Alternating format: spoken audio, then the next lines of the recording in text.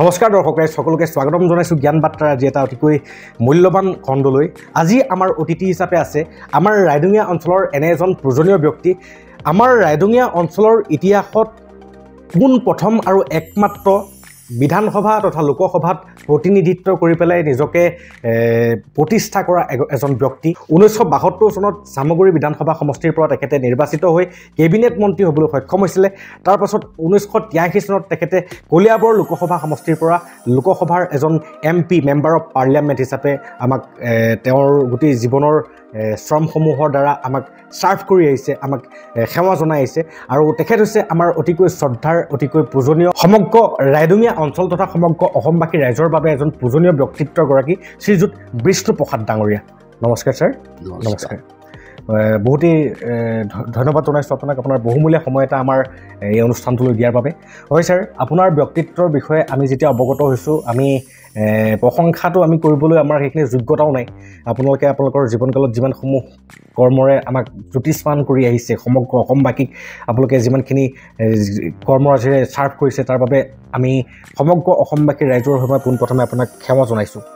আৰু আশা কৰিছোঁ এনেকুৱা ব্যক্তিত্ব প্ৰধান ব্যক্তি আকৌ নতুন প্ৰজন্মৰ পৰা যাতে ওলাই আহে আৰু আমাৰ প্ৰচেষ্টাও নতুন প্ৰজন্মক উদগনি জনাই আপোনালোকৰ দৰে ব্যক্তিত্বগৰাকীৰ বাবে মনোগ্ৰাহিতা প্ৰদান কৰাটো। হয় ছাৰ, আপুনি দৰ্শক ৰাইজ মই কিনো ক'ম, ছাৰ প্ৰতিটো ক্ষেত্ৰতে তেখেতৰ অভিজ্ঞতা আছে। পোনপ্ৰথমে ছাৰ মই আপোনাৰ পৰা জানিব বিচাৰোঁ যে আপোনাৰ বাল্যকালত আপুনি কি কৰি ভাল পাইছিলে, আপোনাৰ বাল্যকালৰ শিক্ষা কেনেকৈ আপুনি লৈছিলে, সেই বিষয়ে অলপ আমাক জনাওকচোন, যাতে আমাৰ বাল্যকালত পঢ়ি থকা ল'ৰা ছোৱালীসমূহে আপোনালোকৰ দৰে আগ্ৰহী হৈ আপোনালোকৰ দ্বাৰা ব্যক্তিত্ব সম্পন্ন ব্যক্তিলৈ ৰূপান্তৰিত হ'ব পাৰে। আমাৰ বাল্যকালটো সঁচাকৈ বহুত গুৰুত্বপূৰ্ণ আছিলে। হয়, কাৰণ ল'ৰা ছোৱালী ভৱিষ্যতৰ কথাটো কেনেকৈ গঢ় কৰি তুলিব, সেই কথাটো যদি বাল্যকালতে এটা সপোন নেদেখে, তেনে নিশ্চয় তেওঁ ভৱিষ্যতলৈ তেওঁ আগবাঢ়িব নোৱাৰে। সকলো ল'ৰা ছোৱালী, হয়, মই এই কথাটো বিশেষভাৱে বিশ্বাস কৰোঁ যে সপোন নেদেখিলে, ভৱিষ্যতৰ সপোন নেদেখিলে কোনো ল'ৰা ছোৱালী বা ব্যক্তি ওপৰলৈ যাব নোৱাৰে। মই প্ৰথম যেতিয়া হাইস্কুলত আছিলোঁ, তেতিয়াই মই লগ পাইছিলোঁ হলধৰ ভূঞা ডাঙৰীয়াক। মই মোৰ মামাৰ ঘৰত আছিলোঁ, ৰঙাগড়াত লোকনাথ বৰাৰ ঘৰত। তেখেত কংগ্ৰেছৰ মণ্ডল কংগ্ৰেছৰ সভাপতি আছিলে। তেখেতৰ লগত মই হলধৰ ভূঞা ডাঙৰীয়াক লগ পাইছিলোঁ আৰু তেওঁলোক দুয়োজনে মোক এখন সভালৈ লৈ গৈছিল কলিয়াবৰত হোৱা হাইস্কুলত। মই ক্লাছ 8ত থাকোঁতে, আৰু মই দেখিছিলোঁ হলধৰ ভূঞা ডাঙৰীয়াৰ যিটো ত্যাগ, তেখেতে কুইট ইণ্ডিয়া মুভমেণ্টত পাৰ্টিচিপেট কৰিছিলে। হয়, স্কুলত তেখেতৰ যিটো বক্তৃতা শুনিলোঁ, মই তেতিয়াই বৰ আকৃষ্ট হৈছিলোঁ তেখেতৰ প্ৰতি। আৰু ৰাজনীতি কৰিবলৈ হ'লে তেনেধৰণৰ ত্যাগী পুৰুষেই আমাৰ প্ৰয়োজন, এই কথাটো মই অনুভৱ কৰিছিলোঁ। এইটো মই ক্লাছ 7ত থাকোঁতে। বাপৰে, ইমান সৰুতে আপুনি বহুত ডাঙৰ এটা তত্ত্ব অনুধাৱন পোৱা সুবিধা হৈছিলে। হয়, আৰু এদিন তেখেতৰ ঘৰলৈ মোক দেউতাই লৈ গৈছিলে। দেউতাৰ লগত হলধৰ ভূঞা ডাঙৰীয়া বৰ ভাল আছিলে, সম্পৰ্ক আছিলে। তেখেতৰ ঘৰত বহিলোঁ। তেখেতে ফলৰ এখন প্লেট আগবঢ়াই দিলে। তেখেতৰ ঘৰত ক'লে যে ফল খাবা, চাহ খাই একো লাভ নাই, ক'ৰবাত থাকিলে তোমালোকে ফল খাবা, যি ফলেই নহওক লাগিলে সি বিশেষভাৱে উপকাৰী। এই চাহে উপকাৰ নকৰে, অপকাৰ কৰে। দেউতাই ক'লে, হয় মই চাহ নালাগে, আমাক আপুনি ইমান ফল দিছে, এই যথেষ্ট হ'ব। তেখেতৰ কথা বতৰা, তেখেতে যি ধৰণে ঘৰত থাকে, মানুহক যি ধৰণে আপ্যায়িত কৰে সকলোৰ লগতে, মই এই কথাটো তেখেতৰ পৰা শিকিছিলোঁ, হলধৰ ভূঞা ডাঙৰীয়াৰ। ইয়াৰ পিছত মই মতিৰাম বৰা ডাঙৰীয়াকো লগ পাইছিলোঁ তেখেত এই দুয়োজনে আমাৰ ঘৰলৈ আহিছিল ৰাইডিঙত কৰ্চুঙত যেতিয়া বৰদোৱাত তেখেতসকলৰ এখন সভা আছিলে তেখেত ক'লে এই শংকৰ দেৱৰ বিশেষকৈ বৰদোৱা উন্নয়ন সমিতি যিখন আছিলে সেইখনত তেখেতসকলৰ দায়িত্বত আছিলে আজিও আছে সেইটো অনুষ্ঠান বিশেষকৈ মোৰ ঘৰ এদিন আহিলে আমাৰ ঘৰলৈ আমাৰ ঘৰতে বহি চাহ জলপান খালে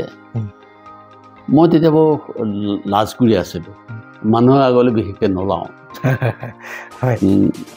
পঢ়া শুনাতে ব্যস্ত থাকোঁ তেওঁলোকে মোক মাতি পঠালে দেউতাই ক'লে যে বৰদেউতাৰে মাতিছে মই বৰদেউতা বুলি মাতোঁ আমি মতিৰাম বৰাক কাৰণ মতিৰাম বৰাৰ ভায়েক জিত বৰা আৰু আমাৰ দেউতাৰ আমাৰ হাতীৰ ব্যৱসায় আছিল গতিকে হাতী ব্যৱসায় একেলগে কৰিছিল সেইকাৰণে তেওঁলোকৰ লগত বৰ ভাল সম্বন্ধ বোলে বৰদেউতাই মাতিছে আহচোন হয় ছাৰ এইখিনিতে মই এক্সেপশ্যনেলভাৱে আপুনি কণ্টিনিউ কৰিব হাতীৰ ব্যৱসায় এইটো বহুত এটা ডাঙৰ কথা আজিৰ বাবেতো আমাৰ এয়া সপোন বা কল্পনাৰ কথা এই হাতীৰ ব্যৱসায় আপোনালোকৰ কেনেকৈ হৈছিল সেই বিষয়ে অকণমান থ্ৰুতে জনালে বহুতেই ভাল পাম হাতীৰ ব্যৱসায়টো হৈছিল আমি অৱশ্যে আমাৰ জইণ্ট ফেমিলি যেতিয়া আছিল তেতিয়া আমাৰ হাতী কিনিছিলে হাতী কিনিছিল হাতী ধৰিবলৈ যায় হাতী ধৰিলে ৩-৪টা ৫টা হাতী ধৰিলে যথেষ্ট পইচা পোৱা যায় সেই সময়ত আজি হয়তো যিটো পইচা পাইছিলোঁ সেইটো আজিৰ সময়তো একেবাৰে নগণ্য কিন্তু সেই সময়ত সেইটো বহুত ইনফ্লেশ্যনটো যদি আমি চাওঁ তেতিয়াহ'লে কোটি টকা সেই সময়ত কোটি নহ'লেও আমাৰ লাখ টকাৰ ব্যৱসায় আছিল গতিকে অৱশ্যে সি যথেষ্ট আমাক সহায় কৰিলে সেইকাৰণে আমাৰ পৰিয়ালটোৰ বহুত মাটি আছিলে গোটেই পৰিয়ালটোৱে 200 বিঘামান মাটি আছিলে আমাৰ যেতিয়া ছেপাৰেশ্যন হয় প্ৰতিটো ঘৰে যথেষ্ট মাটি পাইছিল আৰু আমাৰ ভাগত প্ৰায় 80 বিঘামান মাটি আছিলে আৰু মোৰ দেউতা অতি দূৰদৃষ্টি সম্পন্ন মানুহ আছিলে এই কথাটো মই এতিয়া স্বীকাৰ কৰিছোঁ যে সেইটো মোৰে নাই দেউতা গাঁৱত থাকি তেখেতে বেংকৰ চাকৰি কৰিছিল প্ৰথমতে তাৰপিছতে ডিচি অফিচৰ ইয়াৰ কোৰ্টত কৰিছিলে তাৰপৰাই তেখেতে ৰিটায়াৰ কৰিলে আৰু দেউতাই এই হাতীৰ ব্যৱসায়টোত মনোনিৱেশ কৰিছিল ই যথেষ্ট আমাক অৱশ্যে অৰ্থনৈতিকভাৱে যথেষ্ট আমাক আগবাঢ়ি যোৱাত সহায় কৰিছিলে সেই সময়ত মোৰ দেউতাই এইকাৰণে মই দূৰদৃষ্টি সম্পন্ন কৈছোঁ 47 চনতে মোৰ নামত ফৌজদাৰী প্ৰতিত 2.5 কথা মাতি লৈছিল দেউতাই ভাৰত স্বাধীনৰ উত্তৰ বা 47 চনত 47 চনত লৈছিল আৰু সেই টাউনৰ ওচৰতে 4.5 বিঘা মাটি লৈছিলে সেই সময়ত গতিকে দেউতাৰ আৰু এই কথাও মই আকৌ ক'ব লাগিব যে মই ল পাছ কৰাই নাই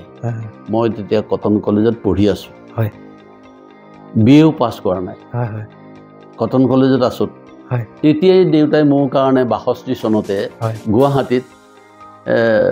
মাটি কিনিছিল ঘৰ কৰি থাকিবৰ কাৰণে দেউতাই ইয়াত থাকে কিন্তু ভৱিষ্যতে যে মোৰ ল'ৰাটো পাছ কৰাৰ পিছত সি ওকালতি ব্যৱসায় কৰে যদি ক'ত থাকিল গতিকে হাইকোৰ্টৰ 1 কিলোমিটাৰৰ ভিতৰত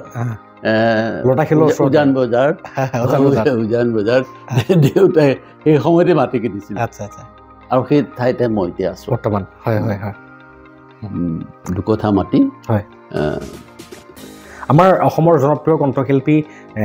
দীপেন বৰুৱা ডাঙৰীয়াও আপোনাৰ বাসগৃহৰ পৰা বৰ বেছি দূৰত নহয় ওচৰতে মই যেতিয়া কটন কলেজত পঢ়িছিলোঁ তেতিয়াই পৰা উজান বজাৰৰ লগত বিশেষ সম্পৰ্ক কেইবাজনো মোৰ সহপাঠী আছিলে তেওঁলোকে ঘৰত মাতে খাবলৈ আহোঁ আৰু বিশেষকৈ মই মোৰ দেউতাৰ আৰু এজন ডাঙৰ তেখেতৰ মই বন্ধু বুলি নকওঁ তেখেত ডক্টৰ সূৰ্য কুমাৰ ভূঞা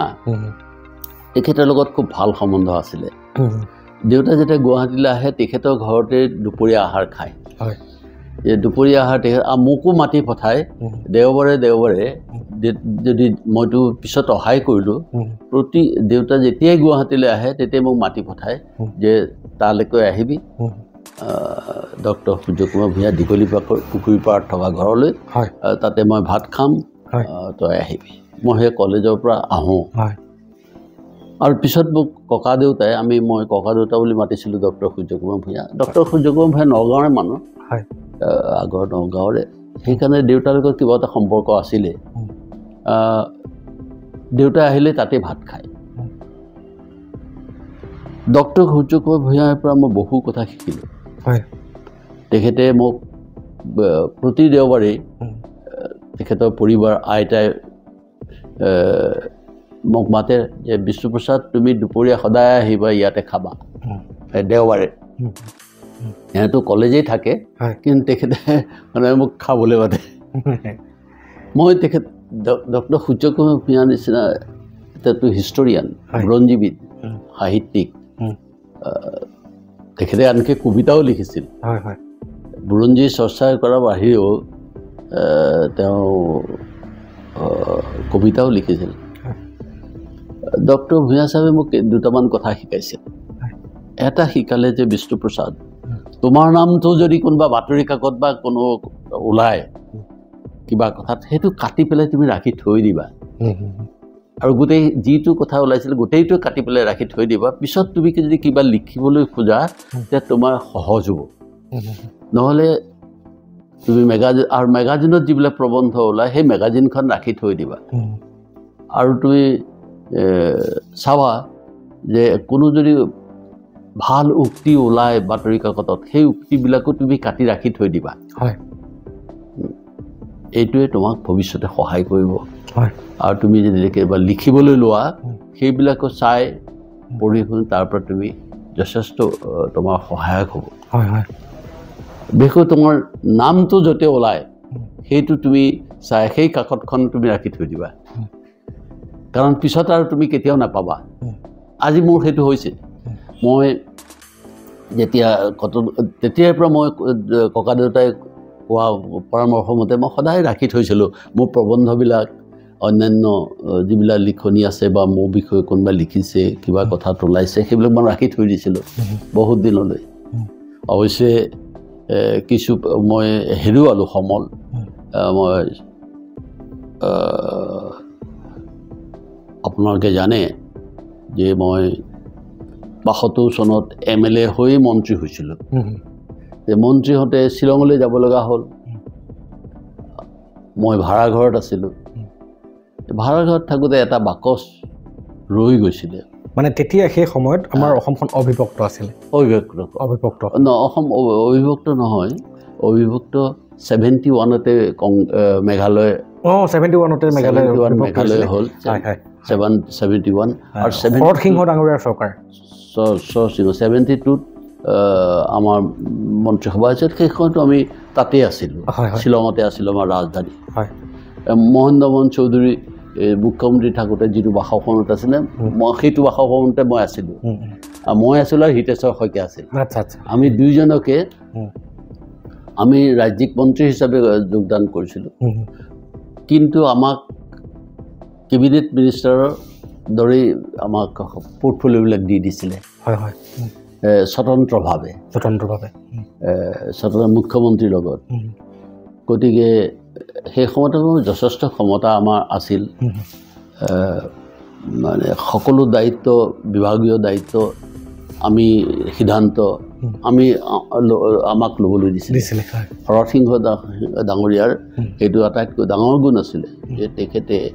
নিজৰ মন্ত্ৰীসকলক আৰু আমাৰ ডেকা দুইজনকে মোক আৰু হিতেশ্বৰ শইকীয়া দুইজনকে যথেষ্ট তেখেতে দায়িত্ব দিছিলে সকলো কথাতে আমাৰ পৰামৰ্শ তেখেতে লৈছিল খুব ভাল লাগিল ছাৰ আপোনাৰ গোটেই বাল্যকালৰ পৰা বৰ্তমান আপোনাৰ বাল্যকালৰ পৰা আপোনাৰ মানে কেবিনেট মন্ত্ৰী হোৱালৈকে সেই গাঁথাটোৰ পৰা মই এটা বস্তু ছাৰ অনুমান কৰিব পাৰিলোঁ যে মানুহে সৰু কালৰে পৰা কেনে সংগৰ লগত থাকে সেই সংগ নিৰ্বাচনৰ ক্ষেত্ৰত সদায় সাৱধান হোৱা উচিত এই কথাটো ঠিক যে আপুনি যদি ডাঙৰ মানুহ লগ পায় তেওঁলোকৰ জীৱনীৰ পৰা যথেষ্ট শিক্ষা পায় আৰু সেইবিলাক আহৰণ কৰিবলৈ চেষ্টা কৰিব লাগে হয় হয় গতিকে ছাৰ মই এইখিনিতে জানিব বিচাৰোঁ যে আপোনাৰ জীৱনত এই সৰু কালৰ পৰা আপুনি মতিৰাম বৰাৰ কথা ক'লে তাৰপিছতে আপুনি ডক্টৰ হলধৰ ভূঞাৰ কথা ক'লে তাৰপিছতে আপোনাৰ আপুনি যেতিয়া মন্ত্ৰিত্ব আছিলে সমকক্ষত তেতিয়া আপোনাৰ লগতে হিতেশ্বৰ বৰা ডাঙৰীয়াৰ কথা ক'লে আৰু সেই তেওঁ ভৱিষ্যতলৈ গৈ পেলাই আমাৰ অসমৰ মুখ্যমন্ত্ৰীও হৈছে আৰু সেই ব্যক্তিসকলৰ মানে গুণসমূহ আপোনাৰ গালৈও কেনেকৈ গুচি আহিছিলে হয়তো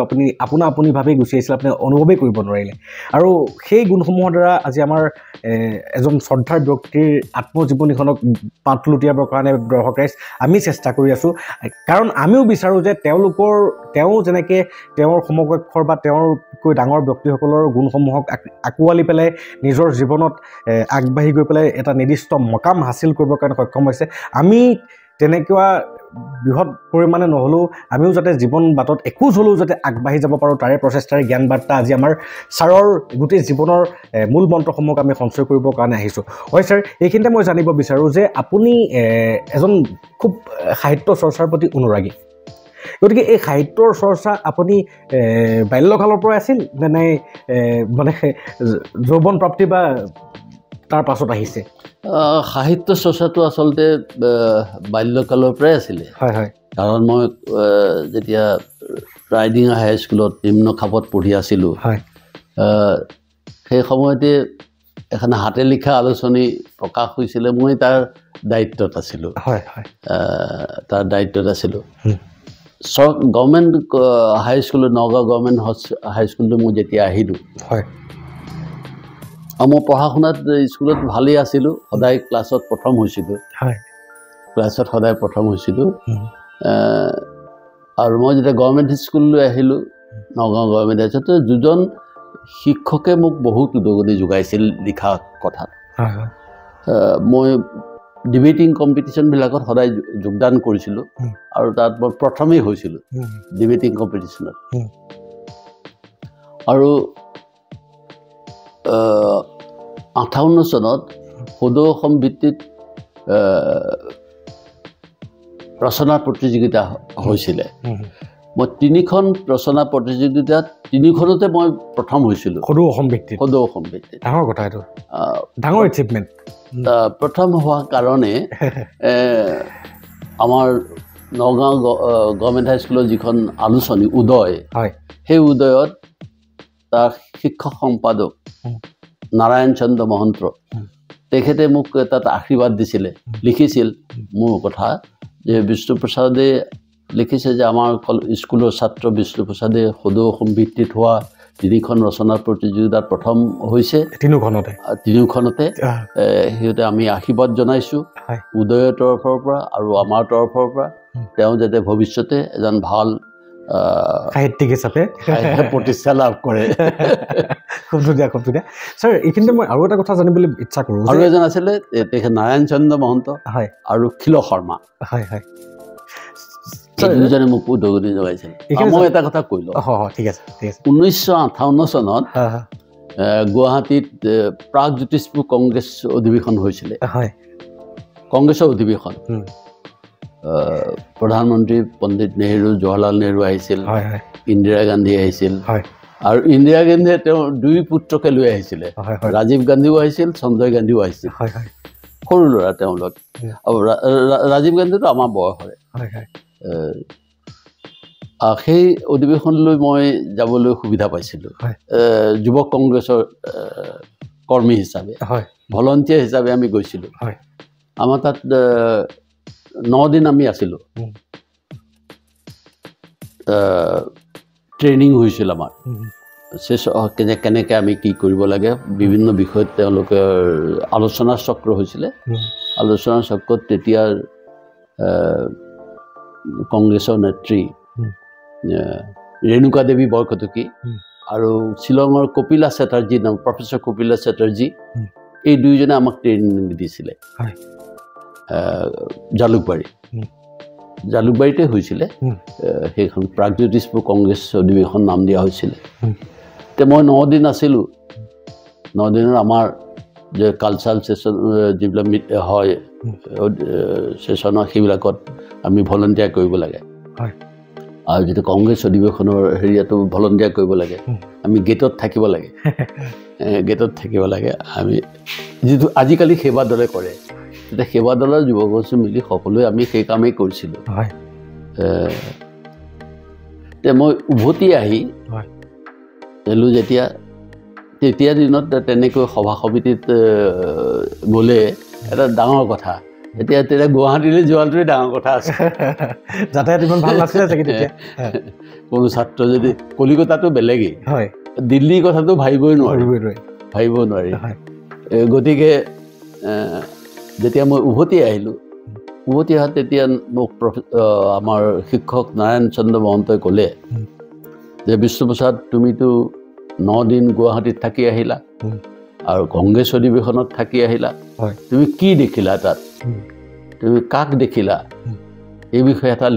লিখা আৰু লিখিলা আমি উদয়ত ছপাই দিম তাৰ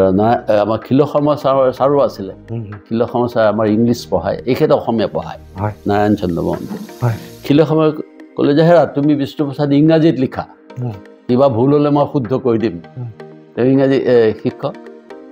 বোলো হ'ব ছাৰ মই ইংৰাজীতে লিখিম তেতিয়াহ'লে চিম্পল ইংলিছত লিখা তে মই এটা আৰ্টিকল লিখিলোঁ 9 days at কংগ্ৰেছ নগৰ কংগ্ৰেছ নগৰত 9 দিন তে সেই প্ৰবন্ধটো উদয়ত ছপাই দিলে সকলোৱে পঢ়ি ভালেই পালে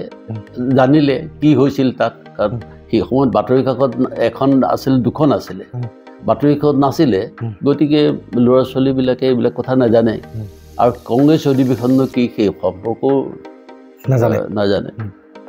গতিকে ভাল হ'ল তেওঁলোকে দুয়োজনে উদগনি জনোৱাৰ কাৰণে আৰু উদয়ত ছপাই দিলে প্ৰবন্ধটো তেতিয়াৰ পৰা মই সেই ওলোৱাৰ পিছত মোক আৰু লিখিবলৈ তেওঁলোকে ক'লে যে বিষ্ণুপ্ৰসাদ তুমি প্ৰতিসংখ্যাৰ কাৰণে লিখিব লাগিব আৰু তুমি এই চৰ্চা নেৰিবা সেইটোৱে মোক বিশেষভাৱে সহায় কৰিলে কটন কলেজলৈ যেতিয়া গ'লোঁ মোৰ বন্ধু হৰেকৃষ্ণ ডেকা আমি একেলগে প্ৰথমতে ছায়েন্সত আমি এডমিশ্যন লৈছিলোঁ এমাহমান থকাৰ পিছত 2 ছায়েন্স এৰি দিলোঁ আহি আৰ্টছলৈ আহিলোঁ কাৰণ ছায়েন্সত আমি দেখিলোঁ কেমেষ্ট্ৰি ফিজিক্স এইবিলাক বহুত হেৰি কৰিব লাগে আৰু ক্লাছ নকৰিলে সেইবিলাক তুমি আগবাঢ়িব নোৱাৰি সেই বিভাগটোত এদিন 2 দিন যদি মিছ হৈ যায় তেতিয়াহ'লে গোটেই চেপ্টাৰটো বুজি পোৱা নাযায় সেই গতিকে আমি ভাবিলোঁ তেওঁক হৰেকৃষ্ণ ডেকাকো ক'লোঁ হেৰা ছায়েন্স আৰু থাকিব নোৱাৰি বোলা আমি আৰ্টছত যোৱাই ভাল হ'ব কেতিয়াবা ক্ষতি হ'লেও একো অনিষ্ট নহয় ঘৰতে পঢ়া শুনা কৰিও হোষ্টেলত পঢ়া শুনা কৰিও পৰীক্ষা ভালদৰে কৰিব পাৰি হৰেকৃষ্ণ ডেকা বৰ ব্ৰিলিয়েণ্ট ষ্টুডেণ্ট আছিলে তেওঁ তিনিচুকীয়াৰ পৰা সেই সময়ত মেট্ৰিক পৰীক্ষাত তেওঁ ষ্টেণ্ড কৰিছিলে সেইদৰে আমাৰ তেওঁ BA-টো খুব ভাল কৰিছিল IA-টো ভাল কৰিছিল তাৰপিছততো IPS অফিচাৰেই হ'ল DGP হ'ল অসমৰ দৰ্শক ৰাইজ এইখিনিতে মই ক'ব বিচাৰিছোঁ আমি ছাৰৰ জীৱনত ইমানেই ঘটনা আছে বা ইমানেই তেখেতৰ পৰা জানিবলগীয়া আছে যে আমি ফ্লেশ্ববেকত গুচি যাম তেখেতৰ ল'ৰাৰিলে আহি গৈ পেলাই আমি পাম বৰ্তমান তেখেতৰ মন্ত্ৰিত্বকাল আমি ভুমুৰি ফুৰিম গতিকে আমাৰ এই বাৰ্তালাপসমূহক আপোনালোকে অনুধাৱন কৰিবৰ কাৰণে চেষ্টা কৰিব এতিয়া মই তেখেতৰ সাহিত্য চৰ্চাৰ মনোনিৱেশৰ কথা তেখেতক সুধিছিলোঁ আৰু সেই সাহিত্য চৰ্চাৰ মনোনিৱেশো তেখেতৰ সৰু কালৰে পৰা আছিলে ইতিমধ্যে তেখেতে কৈছে আৰু সেই সৰু কালৰ পৰা গৈ কটন বিশ্ববিদ্যালয় বৰ্তমান তেখেত সেই সময়ত কটন কলেজ মহাবিদ্যালয় আছিলে কটন কলেজত পঢ়ালৈকে সেই তেতিয়াও তেখেতৰ সাহিত্য চৰ্চাৰ প্ৰতি আগ্ৰহী মনোগ্ৰাহিতা আছিলে তাৰ পাছতো আজি বৰ্তমান মই তেখেতক ইণ্টাৰভিউ যে কৰি আছোঁ তেখেতৰ সাক্ষাৎকাৰটো ল'বলৈ যে আহিছোঁ আজি তেখেতৰ 2খন সাহিত্য চৰ্চাৰ ওপৰত 2খন কিতাপ উন্মোচনা হ'বলৈ গৈ আছে ছাৰ দেখাব পৰা যাবনে বাৰু আমাৰ দৰ্শক ৰাইজক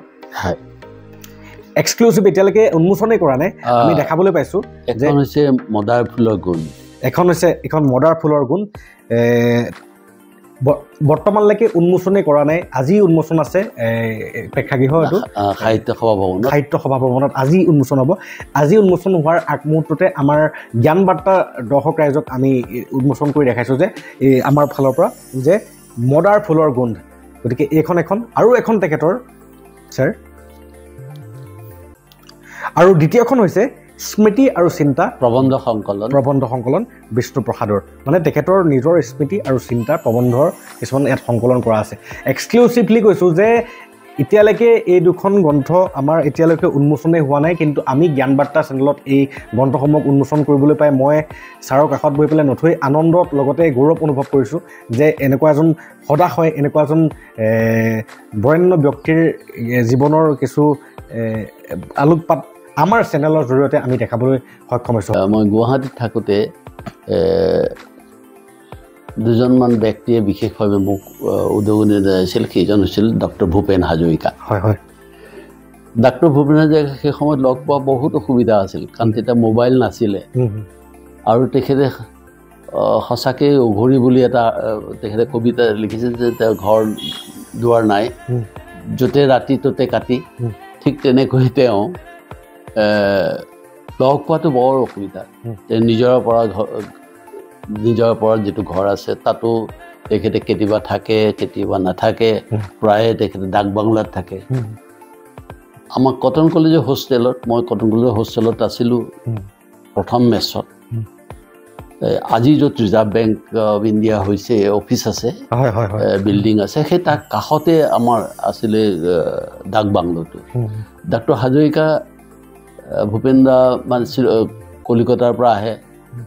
কেতিয়াবা হয়তো ট্ৰেইনত আহে কেতিয়াবা প্লেইনত আহি সেই ডাক বাংলোতে থাকে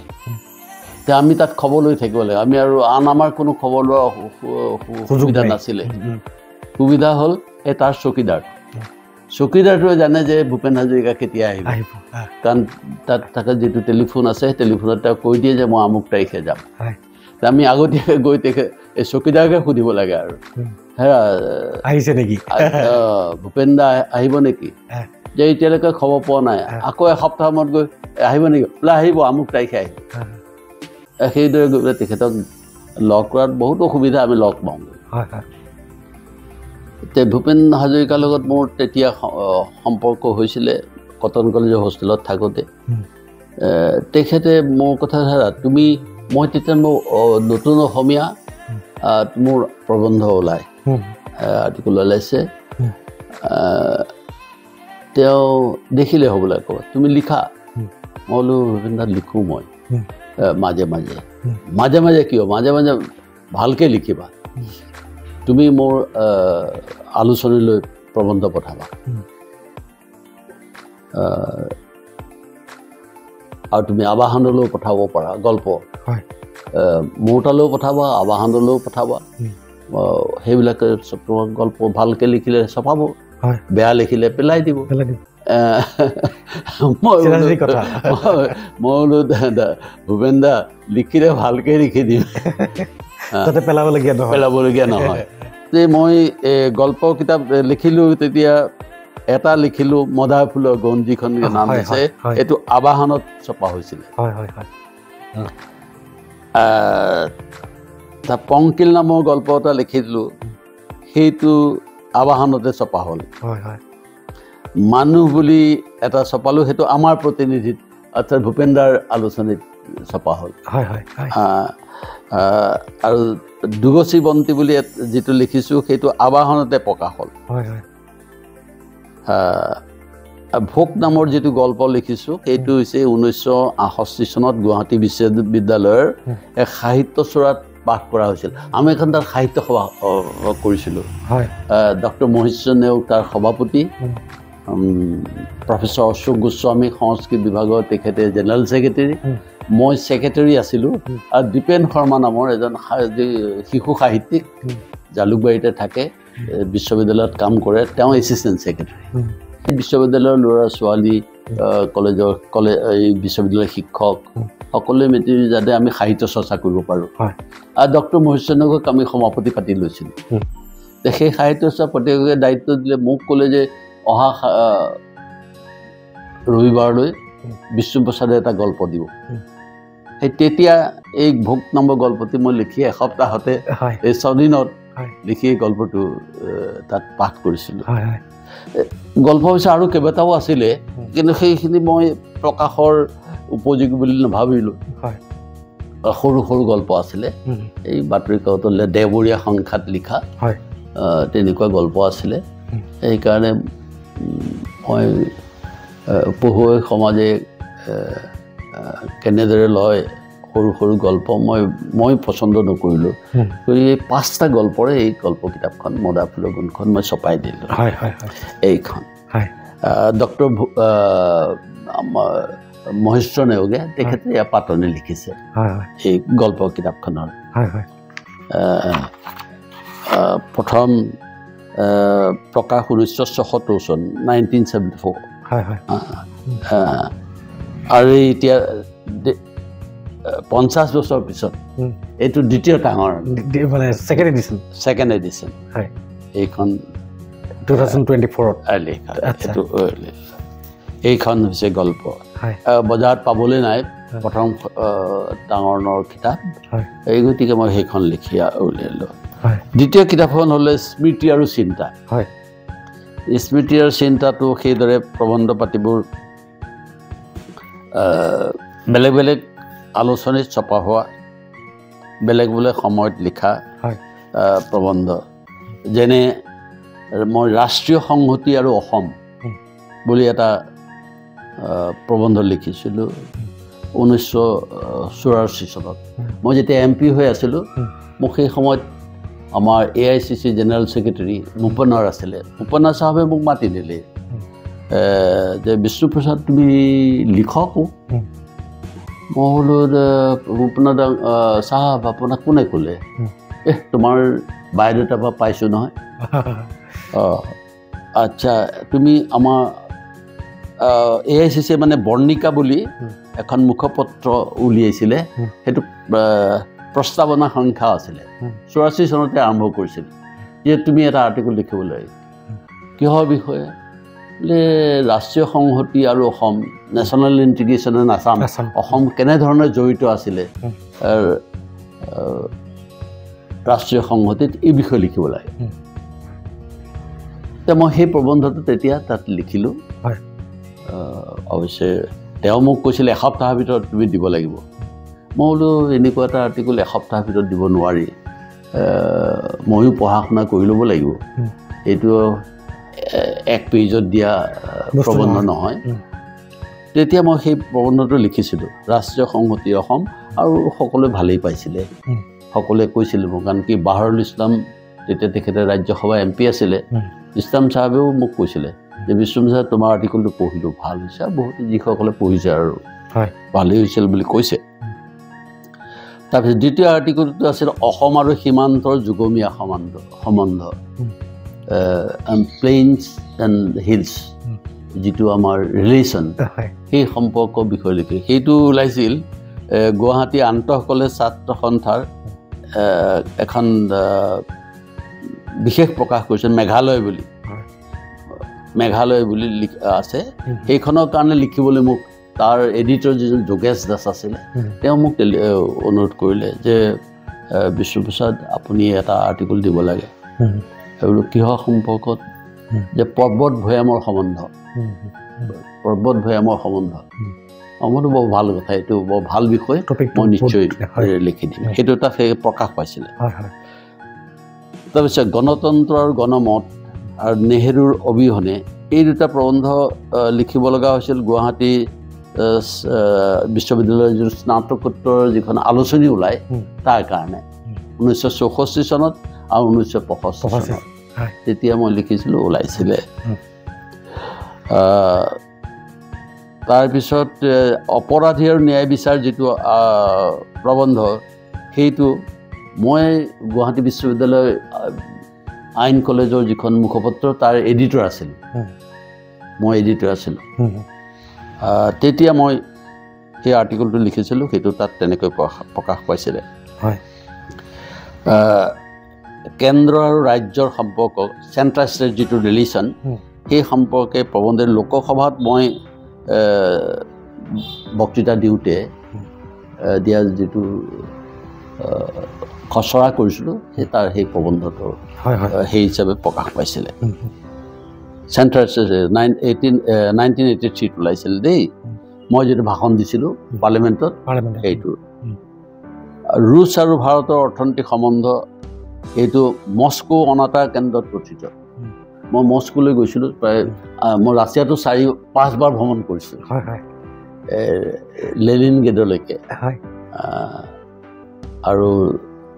দুবাৰ মই নেতা হিচাপে গৈছিলোঁ তাত প্ৰায় 21জনীয়া ভাৰতবৰ্ষৰ পৰা এটা দল গৈছিলে এই দলটোত মই লিডাৰ হিচাপে গৈছিলোঁ আমাৰ স্বাধীনতাৰ যিটো 1947 চনৰ স্বাধীনতা দিৱস তাতো পালন কৰে আমাৰ ৰুছত যিটো ভাৰতীয় হেৰি আছে আমাৰ তাত এম্বেচি আছে সেই এম্বেচিৰ পৰা কৰে তেওঁলোকে মোক বক্তৃতা দিবলৈ মাতি দিছিলে মই প্ৰায় 4খনমান ষ্টেটত মই লেনিনগ্ৰেডত দিছোঁ বক্তৃতা কাজাকিস্তানত দিছোঁ কাজাকিস্তান বেলাৰুছত দিছোঁ প্ৰায় 3-4 জেগাত ভাষণ দিছোঁ বিদেশত হয় দৰ্শক ৰাইজ আমি আহি আছোঁ তেখেতৰ জীৱনকালৰ সম্পূৰ্ণ গাথাসমূহক লৈ দৰ্শক ৰাইজ আপোনাক সপকে সুধিব বিচাৰিছোঁ আপোনালোকৰ এনেকুৱা লাগিছেনে যে এজন ৰাজনৈতিকবিদৰ কাষত বা এজন ৰাজনীতিক নেতাৰ ওচৰত বহি পেলাই তেখেতৰ জীৱন বিশ্লেষণ কৰি আছোঁ নাই লগা নিশ্চয় আমি এনেকুৱা লাগি আছে যে এজন সাহিত্যিকৰ জীৱন চৰ্চা কৰি আছোঁ মই যেতিয়া বিশ্ববিদ্যালয় আইন কলেজৰ এডিটৰ আছিলোঁ সেই আলোচনীখন এটা আটক ধুনীয়া হৈছিল বুলি তেতিয়া সেই সময়ত অসমবাণীয়ে লিখিছিলে যে এখন সুসম্পাদিত আটক ধুনীয়া আলোচনী বহুদিনৰ মূৰত আমি পঢ়িবলৈ পাইছোঁ ইয়াৰ মূলতে আছিল কিন্তু ডক্টৰ ভূপেন হাজৰিকা মই ডক্টৰ হাজৰিকাক লগ পাই সেই ডাকবাকলতে লগ পাই মই ক'লোঁ যে ভূপেন দা মই গুৱাহাটী বিশ্ববিদ্যালয়ৰ আইন কলেজৰ যিখন মুখপত্ৰ সেইখনৰ মই এডিটৰ হৈছোঁ আপুনি মোক এইখন ছপাত সহায় কৰিব লাগে কেনেকৈ কৰিম সেই তোমাৰ সহায় মোক সহায় কৰিব লাগে এনেকৈ মই কলিকতাত ছপাম আপুনি কলিকতাত মোক প্ৰেছো ব্যৱস্থা কৰি দিব লাগিব আৰু তাৰ ভিতৰত যিবিলাক হেৰি হ'ব আৰ্টিকলবিলাকৰ কোনোবা এজন আৰ্টিষ্ট হতুৱাই সেইটো কৰাই দিব লাগিব তেতিয়া তেওঁ হয় মই কৰি দিম মই গুৱাহাটী বিশ্ববিদ্যালয়তে আছিলোঁ আৰু তুমি তাৰ এডিটৰ হৈছা মই নিশ্চয় তোমাক সহায় কৰিম ভূপেন দাই ক'লে যে তুমি কলিকতাত আহি থাকিব লাগিব এমাহ দুমাহ তেতিয়া সেইটো সম্ভৱ হ'ব বোলো হ'ব ভূপেন দা মই আহিম তে মই প্ৰথমতে তেখেতক ক'লোঁ মই ইয়াত নাই গুৱাহাটীত আছে তেখেতে লিখা 4-5 বাৰ তেখেতে মোলৈ চিঠি লিখিছে 4খন চিঠিয়ে মই ৰাখি থৈছোঁ এতিয়াও আছে 66ৰ চিঠি কিন্তু দেই 66ৰ পৰা বহুত পৰিৱৰ্তন হৈ গ'ল মোৰ জীৱনত ঘাত প্ৰতিঘাত এইবিলাক যথেষ্ট হৈছে যে কেইখনমান চিঠি মই সদায় ৰাখিছোঁ তাৰ ভিতৰত ভূপেন দাৰ চিঠি কেইখন আৰু এখন আছিল আৰু এখন আছিলে মই পাহৰি এইটো কথা ক'ব লাগিব ডক্টৰ সূৰ্য কুমাৰ ভূঞা ডাঙৰীয়াৰ এখন কিতাপ মই অসমীয়ালৈ অনুবাদ কৰিছিলোঁ the story of my life doctor Surya Kumar ভূঞাৰ the story of my life মই তেওঁ মোক যে বিশ্বপ্ৰসাদ তুমি এখন অসমীয়ালৈ অনুবাদ কৰা মই সেইখন অসমীয়ালৈ অনুবাদ কৰিছোঁ প্ৰকাশো পাইছিলে মই লিখিছোঁ যে মোৰ জীৱন কথা দি ষ্টৰি অফ মাই লাইফ মই অনুবাদ কৰিছিলোঁ মোৰ জীৱন কথা প্ৰায় 50 পেজমানৰ হ'ব সেইখন লিখাৰ পিছত মই গৰমৰ বন্ধত ঘৰলৈ আহিলোঁ এইটো মই 62-63 চনৰ কথা কৈছোঁ 63 তে মই ঘৰলৈ আহিলোঁ মই সেইখন থৈ আহিলোঁ তেখেতে পঢ়িলে পঢ়াৰ পিছত মোলৈ এখন চিঠি দিছিল সেই চিঠিখন মই এতিয়াও ৰাখি থৈছোঁ তেখেতে মোক আশীৰ্বাদ দিছিল যে তুমি যি ধৰণে অসমীয়া অনুবাদ কৰিছা মই খুব ভাল পাইছোঁ তেখেতে মোক যথেষ্ট প্ৰশংসা কৰিলে তেখেতৰ আৰু এটা দুখন চিঠি 58 চনত আমাৰ ঢিঙত সাহিত্য সভাৰ অধিৱেশন হৈছিলে সাহিত্যখনৰ আমাৰ বৰকাকতি ঢিঙৰ তেখেত সভাপতি নিৰ্বাচিত হৈছিলে তেখেতলৈ এখন চিঠি দিছিল আৰু বৰকাকতিয়ে তেখেতলৈ এখন চিঠি দিছিল এই চিঠিখনৰ ভিত্তিত মই এটা আৰ্টিকল লিখিছিলোঁ সেইটো ৰামধেনুত প্ৰকাশ পাইছিলে ৰামধেনু আলোচনী প্ৰেষ্টিজিয়াছ আলোচনী দুখন আলোচনী তেতিয়া আছিলে এখন হ'ল ৰামধেনু এখন হ'ল আবাহন সেইকাৰণে কয় যে ৰামধেনু যুগৰ লিখক আবাহনৰ যুগৰ লিখক মানে সেই দুখনেই আছিল আৰু আলোচনী অসমত যিখনৰ মানে নেতৃত্ব বিস্তাৰ আছিল সাহিত্য ক্ষেত্ৰত সাহিত্য চৰ্চা কৰা সকলক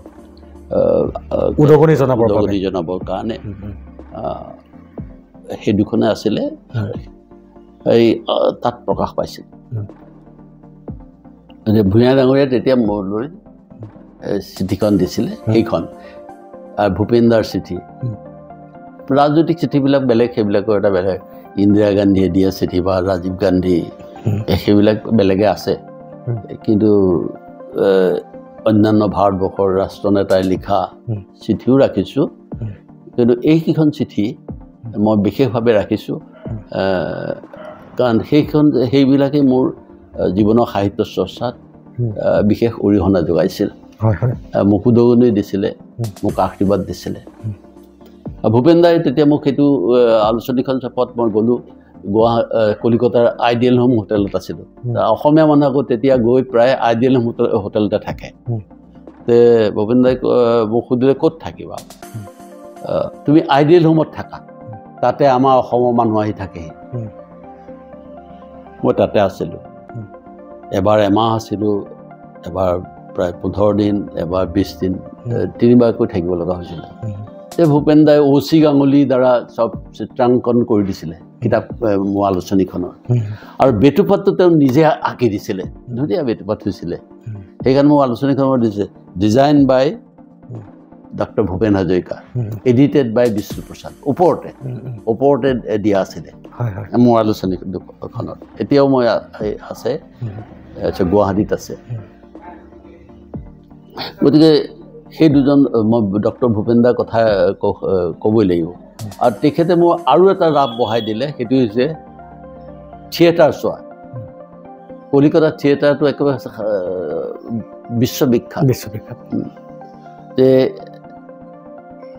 তেওঁ ভায়েক জয়ন্ত আমাৰ লগৰে সমসাময়িক জয়ন্তও তাতে আছিল জয়ন্ত বিষ্ণুপ্ৰসাদ বৰ্ড হৈ গৈছে চাগে লৈ যা এওঁক দেখুৱাই দিয়ে থিয়েটাৰ দেখুৱাই ইয়াৰ আৰু মাজে মাজে চিনেমাও দেখুৱাবি বঙালী চিনেমা ভাল মোৰ তেতিয়া বঙালী চিনেমাৰ প্ৰতি মোৰ এটা আগ্ৰহ যে আৰ্টৰ হেৰিবিলাক সত্যজিৎ ৰয় চিনেমা তপন সিনহা তেওঁৰ চিনেমা এইবিলাক চোৱাত এই বিশেষকৈ